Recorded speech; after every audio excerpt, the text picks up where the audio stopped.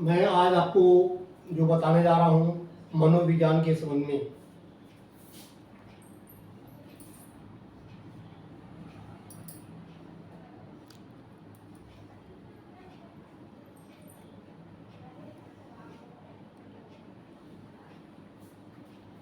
मनोविज्ञान जो आप देख रहे हो, देखने से ये पता चल रहा है कि मनोविज्ञान, अगर मनोविज्ञान का हम संधि विच्छेद करते हैं तो क्या होता है।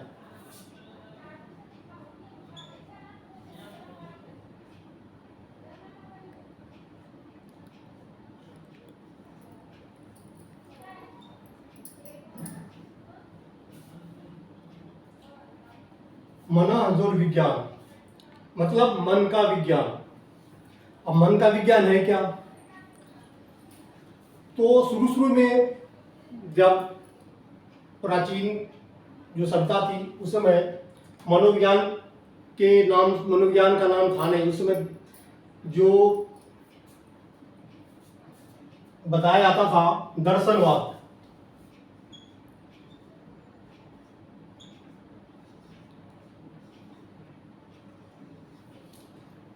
दर्शनवाद जो है काफी समय पहले से या इस्तेमाल किया जाता था। इसमें आत्मा के बारे में जानकारी प्राप्त होती थी। अब फिलॉसफी, दर्शनवाद मतलब फिलॉसफी होता है।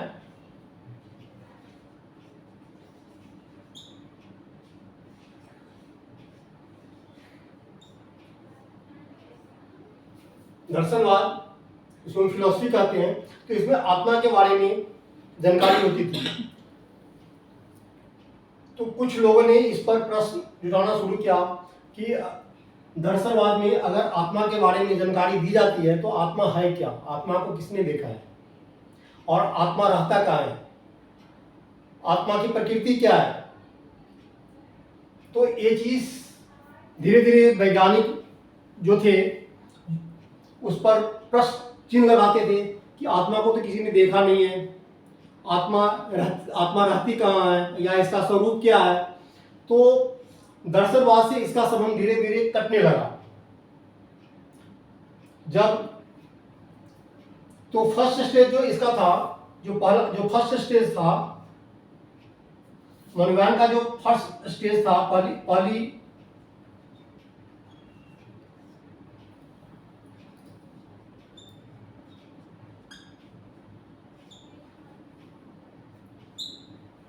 जो अवस्था है, तो उसमें आत्मा के बारे में बताया जाता था। तो आत्मा के बारे में जो बताया जाता था वह फिलॉसफी में हो रहा था। तो वैज्ञानिकों का ये कहना था कि आत्मा का स्वरूप को पता नहीं है, जब उसके बारे में जानते नहीं है तो इसके बारे में हम कैसे कोई चीज लिख सकते हैं या बता सकते हैं। तो धीरे धीरे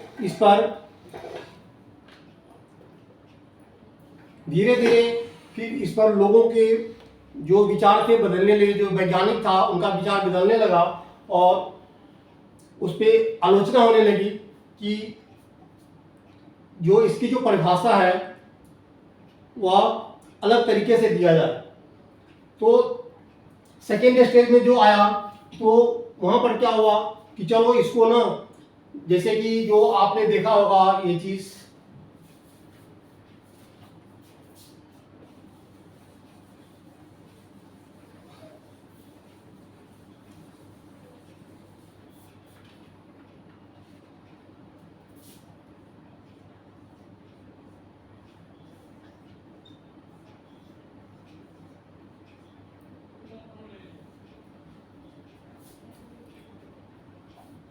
जैसे आप देख रहे हो कि ये साइकोलॉजी है। तो साइकोलॉजी जो है क्या, ये अंग्रेजी भाषा का जो हिंदी रूपांतरण है वह मनोविज्ञान होता है।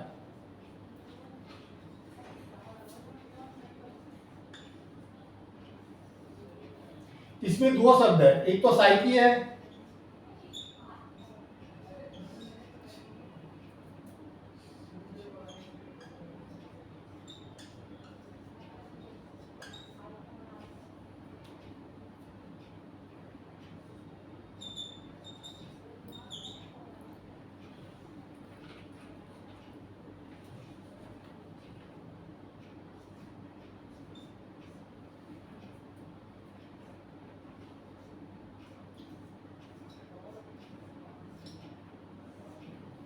साइकोलॉजी में दो ग्रीक भाषा का उपयोग हुआ है। पहला साइकी, इसका मतलब होता है आत्मा या मन, आत्मा या मन, और लोगस का मतलब होता है विचार या अध्ययन।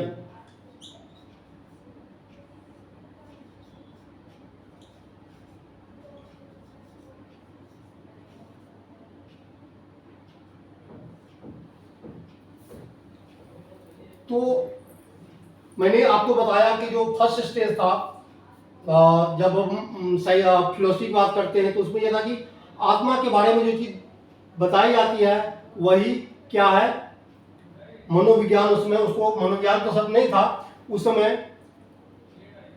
तो आत्मा के बारे में जो बताई जाती थी उसको हम ये कहते थे कि फिलोसफी। तो धीरे धीरे फिलोसफी सब खत्म हो गया, क्योंकि विद्वानों का ये मानना था कि आत्मा क्या है, इसका स्वरूप क्या है, हमें तो पता नहीं था, इसके बारे में अध्ययन नहीं किया जा सकता है।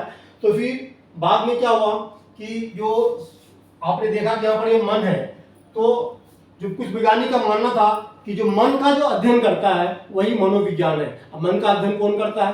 तो सेकेंड स्टेज में आया तो वहां पर कहा कि मन का अध्ययन। अब मन की जब बात हम करते हैं तो मन में भी होते क्या मन। आप जो मन जो आप कहते हो,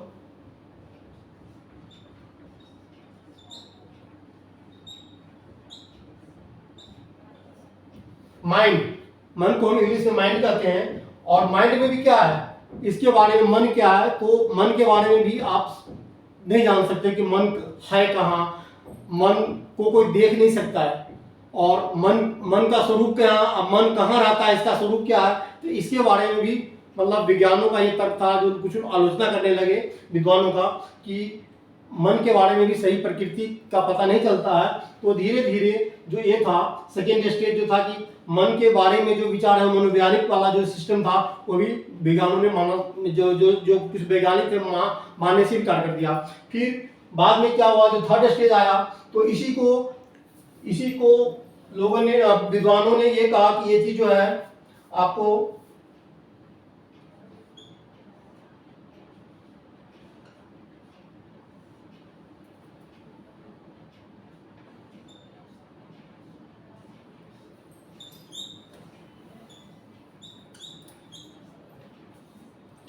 थर्ड स्टेज में इसको चेतना का विज्ञान कहा जाने लगा। चेतना, अब मनुष्य क्या है, मनुष्य एक चेतन प्राणी है। मनुष्य एक चेतन प्राणी है, मतलब कि जब हम चेतना की बात करते हैं तो उसके व्यवहार का विज्ञान, चेतना का विज्ञान यानी व्यवहार का विज्ञान।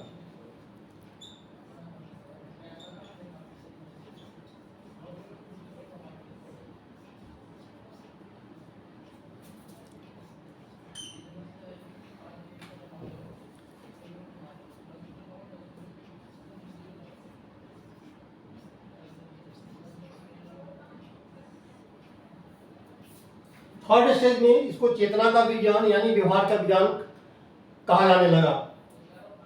तो व्यवहार आजकल क्या है कि जो नया जो ये है अभी जो चल रहा है, तो ऐसी स्थिति में वैज्ञानिक चेतना का विज्ञान है, इस पर भी आप तो लोगों का, विद्वानों का ये मानना है कि हम चेतना का विज्ञान यानी व्यवहार का विज्ञान जो हम जिसे हम कह रहे हैं मनोविज्ञान को, तो यह भी सब मनोविज्ञान के लिए सही उपयुक्त नहीं है और इसकी परिभाषा सही नहीं है। तो आजकल क्या है कि जो मानव के व्यवहार जो है उसमें जो बदलाव है, जो उसके परिवेश में जो क्रियाकलाप है, उसका जो अध्ययन है वही मनोविज्ञान है।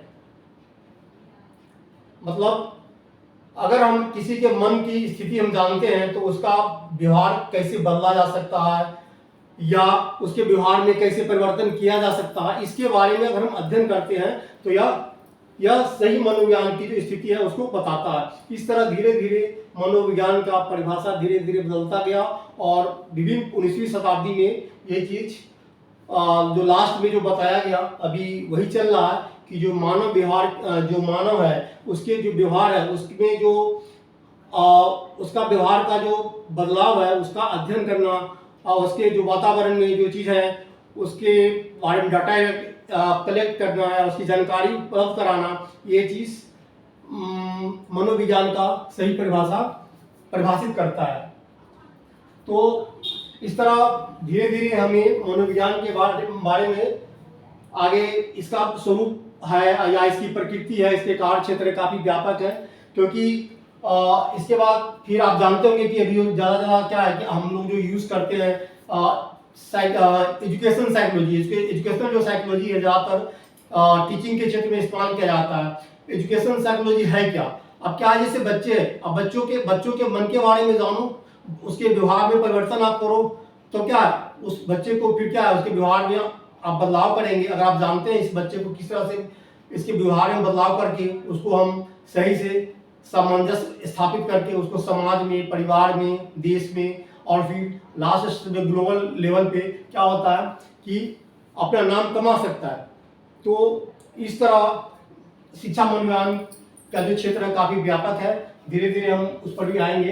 हाँ, आज के लिए मैं इस टॉपिक को यहीं पे ख़त्म करता हूँ और कल का जो आई थिंक जो वीडियो होगा उसमें इसके जो उपयोगिता है, जो कार्य क्षेत्र है नहीं, उसके बारे में हम थोड़ा